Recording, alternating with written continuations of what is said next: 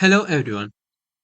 ഇന്ന് നമ്മൾ ഈ വീഡിയോയിലൂടെ പറയാൻ പോകുന്നത് കോഡ് ഫസ്റ്റ് അപ്രോച്ചിനെ കുറിച്ചും അതുപോലെ തന്നെ ഡാറ്റാബേസ് ഫസ്റ്റ് അപ്രോച്ചിനെ കുറിച്ചുമാണ്. കോഡ് ഫസ്റ്റ് അപ്രോച്ച് എന്ന് പറഞ്ഞാൽ ഫസ്റ്റ് നമ്മൾ മോഡൽസ് ക്രിയേറ്റ് ചെയ്യുകയും അഥവാ C# ക്ലാസുകൾ നമ്മൾ ക്രിയേറ്റ് ചെയ്യുകയും അതിനുശേഷം അതിനെ നമ്മളുടെ ഡാറ്റാബേസിലേക്ക് മൈഗ്രേറ്റ് ചെയ്യുകയും ചെയ്യുന്നതിനാണ് നമ്മൾ കോഡ് ഫസ്റ്റ് അപ്രോച്ച് എന്ന് പറയുന്നത്. ഇനി ഡാറ്റാബേസ് ഫസ്റ്റ് അപ്രോച്ച് എന്ന് പറഞ്ഞാൽ ഫസ്റ്റ് നമ്മൾ ഡാറ്റാബേസിൽ നമ്മളുടെ ടേബിളുകൾ സെറ്റ് ചെയ്ത് കൊടുക്കുകയും ടേബിളുകൾ ക്രിയേറ്റ് ചെയ്യുകയും ആ ക്രിയേറ്റ് ചെയ്ത ടേബിളിനെ നമ്മളുടെ കോഡിലേക്ക് സ്കഫോൾഡ് ചെയ്യുകയും ചെയ്യുന്നതിനാണ് ഡാറ്റാബേസ് ഫസ്റ്റ് അപ്രോച്ച് എന്ന് പറയുന്നത്. ഫസ്റ്റ് നമുക്ക് കോഡ് ഫസ്റ്റ് അപ്രോച്ച് എങ്ങനെയാണ് ചെയ്യാന്ന് നോക്കാം. അപ്പൊ അതിനായി നമ്മൾ ഇവിടെ ഒരു സാമ്പിൾ പ്രൊജക്റ്റ് ക്രിയേറ്റ് ചെയ്യുന്നുണ്ട്. ഞാനിപ്പോ ഇവിടെ യൂസ് ചെയ്യുന്നത് ASP.NET Core MVC web application ആണ്. അപ്പൊ നമ്മുടെ പ്രൊജക്റ്റ് ക്രിയേറ്റ് ചെയ്ത് കഴിഞ്ഞാൽ ഇങ്ങനത്തെ ഒരു ഇന്റർഫേസിലേക്ക് വരും. അപ്പോൾ നമുക്കിവിടെ ഈ മൈഗ്രേഷൻ ചെയ്യാൻ അതുപോലെ തന്നെ സ്കഫോൾഡ് ചെയ്യാൻ വേണ്ടിയിട്ട് നമുക്ക് 3 പാക്കേജസ് ഇൻസ്റ്റാൾ ചെയ്യേണ്ടതുണ്ട്. എൻറ്റിറ്റി ഫ്രെയിംവർക്ക് കോർ, അതുപോലെ തന്നെ entity framework core SQL, entity framework core tools, ഇങ്ങനെ 3 എണ്ണം ഇൻസ്റ്റാൾ ചെയ്യേണ്ടതാണ്. അതെങ്ങനെ ഇൻസ്റ്റാൾ ചെയ്യുന്നത് ആദ്യം നോക്കാം.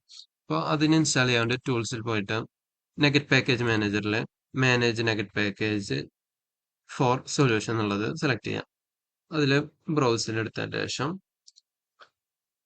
EF core എന്നടിക്കാം. സെർച്ച് ചെയ്യുമ്പോൾ നമുക്ക് ടോപ്പിൽ കിട്ടും എൻറ്റിറ്റി ഫ്രെയിംവർക്ക് കോർ. അത് സാമ്പിൾ വിളിച്ച് ടിക്ക് കൊടുത്തതിന് ശേഷം ഇൻസ്റ്റാൾ കൊടുക്കുക.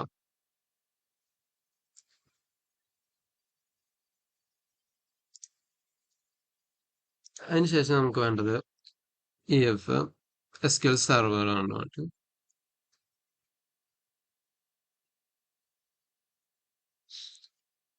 SQL സെർവർ എടുത്തതിന് ശേഷം അത് ഇൻസ്റ്റാൾ ചെയ്യാം.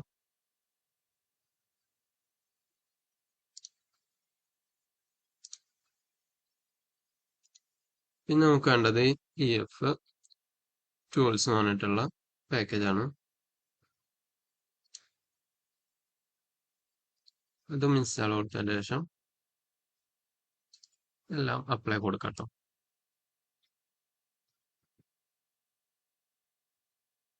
ഇങ്ങനെയാണ് നമ്മളുടെ പ്രൊജക്റ്റിലേക്ക് നമുക്ക് വേണ്ട ഓരോ പാക്കേജസ് ഇൻസ്റ്റാൾ ചെയ്യേണ്ടത്.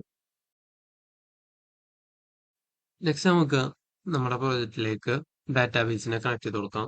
അപ്പോൾ ഡാറ്റാബേസ് ആദ്യം എങ്ങനെ ക്രിയേറ്റ് ചെയ്യാൻ നോക്കാം.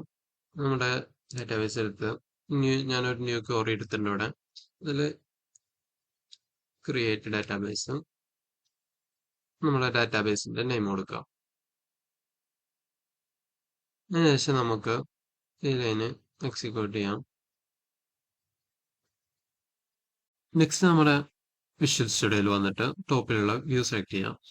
വ്യൂവിൽ നമ്മുടെ സെർവർ എക്സ്പ്ലോറർ ഓപ്പൺ ചെയ്യാം. അതിൽ ടോപ്പിൽ നമുക്ക് കണക്ട് ടു ഡാറ്റാബേസ് എന്നുള്ളതാണ്. അത് ഓപ്പൺ ചെയ്തതിന് ശേഷം നമ്മുടെ സെർവർ നെയിമിന്റെ സ്ഥലത്ത് നമ്മുടെ ഏത് സെർവർ നെയിമാണോ അത് കൊടുക്കാം. അതിനുശേഷം ഇത് കൊടുക്കാം. ശേഷം നമ്മളുടെ ക്രിയേറ്റ് ചെയ്തിട്ടുള്ള ഡാറ്റാബേസ് സെലക്ട് ചെയ്ത് കൊടുക്കാം. ശേഷം ഓക്കെ കൊടുക്കാം. ഇപ്പൊ നമുക്കിവിടെ ഡാറ്റാബേസ് പുതിയത് കണക്ട് ചെയ്ത് കാണാം. നെക്സ്റ്റ് നമുക്ക് മൈഗ്രേറ്റ് ചെയ്യാൻ വേണ്ടിയിട്ട് നമുക്ക് മോഡൽസിന്റെ ഉള്ളിൽ ഒരു ക്ലാസ് ക്രിയേറ്റ് ചെയ്യാം. ഞാൻ ഇപ്പോൾ ഇവിടെ സ്റ്റുഡൻസ് പറഞ്ഞിട്ടുള്ള ഒരു ക്ലാസ് ആണ് ക്രിയേറ്റ് ചെയ്യുന്നത്. അതിനുശേഷം സ്റ്റുഡൻസ് പറഞ്ഞ ക്ലാസിന്റെ ഉള്ളിൽ നമുക്ക് ആവശ്യമുള്ള കുറച്ച് ഫീൽഡുകൾ സെറ്റ് ചെയ്ത് കൊടുക്കാം. അതിനുശേഷം നമുക്ക് ഈ ടേബിളിനെ മൈഗ്രേറ്റ് ചെയ്യാൻ വേണ്ടിയിട്ട് ആദ്യം DB കോണ്ടെക്സ്റ്റ് സെറ്റ് ചെയ്ത് കൊടുക്കാം. അപ്പോൾ നമ്മൾ അതേപോലെ തന്നെ ഒരു ക്ലാസ് ക്രിയേറ്റ് ചെയ്യണം. ഞാനിപ്പോൾ ഈ ക്ലാസ്സിന് സാമ്പിൾ പ്രൊജക്റ്റ് DB കോണ്ടെക്സ്റ്റ് എന്നാണ് പേര് കൊടുക്കുന്നത്.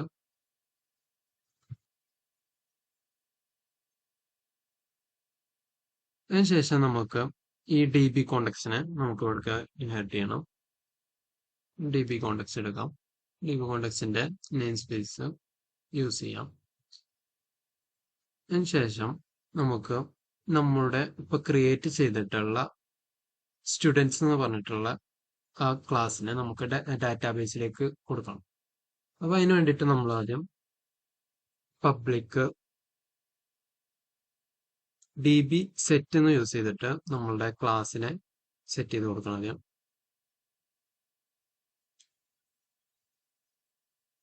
ശേഷം നമ്മളുടെ ഡാറ്റാബേസിലേക്ക് വരുന്ന ഡാറ്റാബേസിന്റെ ടേബിൾ നെയിം ആണ് ഇവിടെ കൊടുക്കുന്നത്.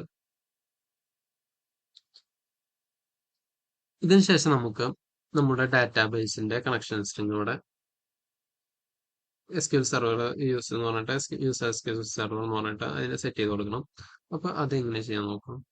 നമ്മൾ ആദ്യം ഇവിടെ പ്രൊട്ടക്റ്റഡ് യൂസ് ചെയ്തിട്ട് ഓൾറൈഡ് വോയിഡും ഓൺ കോൺഫിഗറേഷൻ എന്ന് പറഞ്ഞിട്ട് ഒരു മെത്തേഡ് സെറ്റ് ചെയ്തു. അതിൻ്റെ ഉള്ളിൽ നമുക്ക് ഈ പാരാമീറ്ററിൽ വന്നിട്ടുള്ള പാരാമീറ്ററിൽ സെറ്റ് ചെയ്തിട്ടുള്ള object option builder dot use SQL സെർവറിന്റെ ഇതില് നമുക്ക് നമ്മുടെ കണക്ഷൻ സ്ട്രിങ് കൊടുക്കാം. നമ്മുടെ കണക്ഷൻ സ്ട്രിങ് എടുക്കാൻ നമ്മുടെ പ്രൊജക്റ്റ് നമ്മുടെ ഡാറ്റാബേസിന്റെ പ്രോപ്പർട്ടീസിൽ പോയി അവിടെ നമ്മളുടെ കണക്ഷൻ സ്ട്രിങ് കിട്ടും. ആ കണക്ഷൻ സ്ട്രിങ് നമുക്കിവിടെ കോപ്പി പേസ്റ്റ് ചെയ്യാം.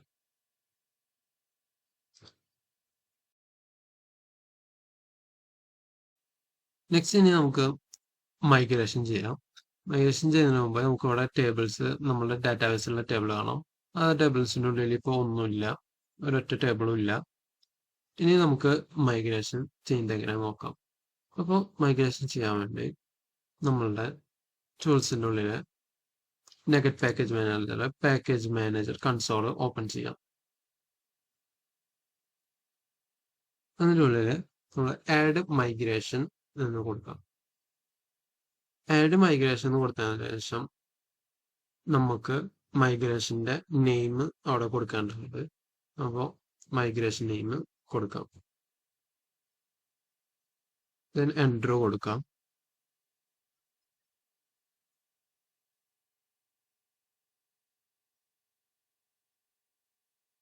അതിനുശേഷം നമുക്ക് ഇവിടെ ഡാറ്റാബേസിൽ നോക്കുമ്പോൾ നമുക്ക് ടേബിൾ വന്നിട്ടില്ല.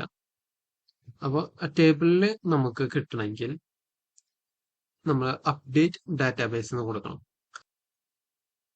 അപ്ഡേറ്റ് ഡാറ്റാബേസ് കൊടുത്തിട്ട് എൻ്റർ ചെയ്യാം.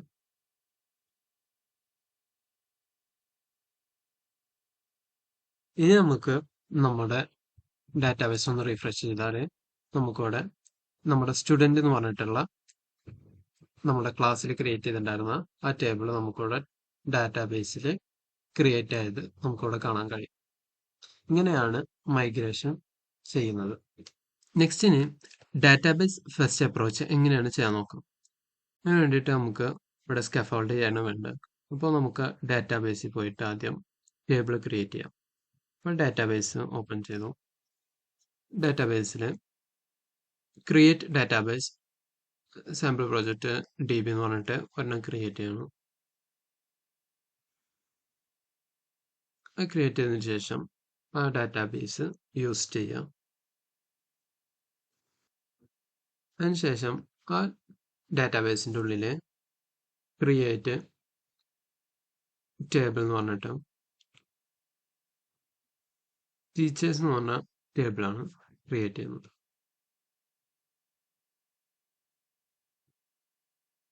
അതിനുശേഷം നമുക്ക് ടേബിളിൻ്റെ ഉള്ളിൽ നമുക്ക് ആവശ്യമുള്ള കുറച്ച് ഫീൽഡുകൾ കോളംസ് സെറ്റ് ചെയ്ത് കൊടുക്കാം. അതിനുശേഷം നമുക്ക് ഈ ടേബിളിനെ എക്സിക്യൂട്ട് ചെയ്യാം. അപ്പോൾ നമുക്കവിടെ സക്സസ്ഫുള്ളായിട്ട് ക്രിയേറ്റ് ആയിട്ടുണ്ട്. ശേഷം നമ്മുടെ വിഷ്വൽ സ്റ്റുഡിയോയിൽ വന്നിട്ട് നമ്മൾ നേരത്തെ കണക്ട് ചെയ്ത പോലെ ഡാറ്റാബേസ് കണക്ട് ചെയ്ത് കൊടുക്കാം.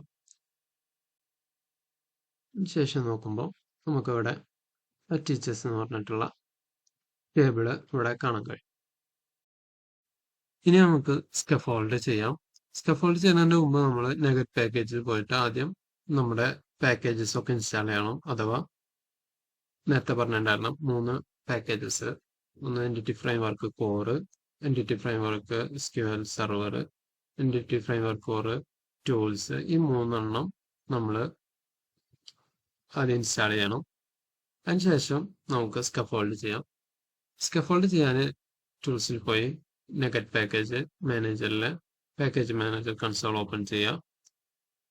കൺസോളിൽ സ്കഫോൾഡ് ചെയ്യാനുള്ള കോഡ്, ഇതിന്റെ ലിങ്ക്, ഈ ഗിസ്റ്റിന്റെ ലിങ്ക് ഞാൻ പിൻ ചെയ്യാം. അത് കോപ്പി പേസ്റ്റ് ചെയ്യാം. അതിനുശേഷം നമ്മുടെ കണക്ഷൻ സ്ട്രിങ്ങിനെ ഇവിടെ കോപ്പി പേസ്റ്റ് ചെയ്ത് കൊടുക്കാം. അതിനുശേഷം നമ്മൾ എൻട്രോ കൊടുക്കാം.